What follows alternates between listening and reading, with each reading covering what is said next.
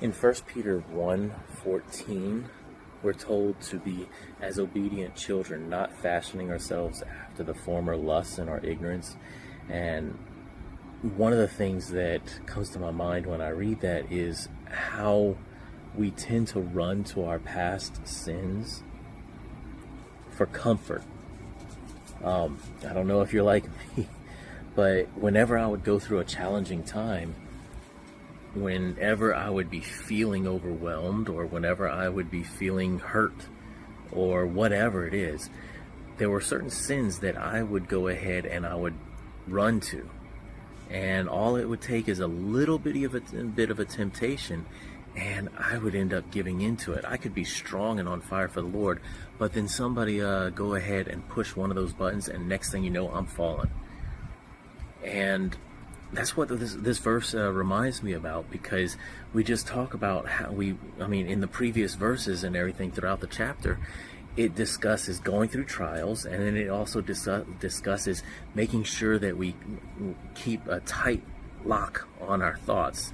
In other words, being sober-minded and girding up the loins of our minds, and not chasing after the same lust, not going ahead and giving any kind of room whatsoever for the lusts that we used to give into. And it's very easy for us to give into or to run back to the old things that we used to do, especially when we're going through troubles. It's so much easier than fighting. It's so much easier to sit down and allow the thoughts to come to our minds. The whatever thoughts that, self-pity or anger toward people who hurt us, or memories that we should not be repeating in our thoughts. It's so easy for us to go back to that sort of stuff. But part of walking in the Spirit, part of walking with the Lord, is not going backwards, always going forward.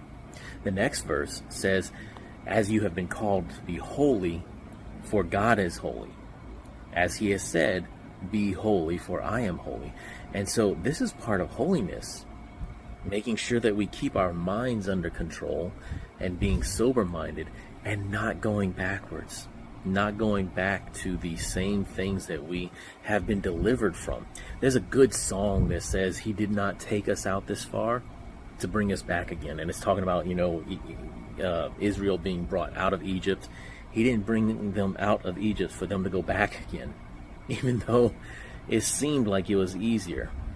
Let's make sure that we have the forward momentum with the Lord, and let's not give any room for the former lusts. God bless you, and I'll see you later. Bye-bye.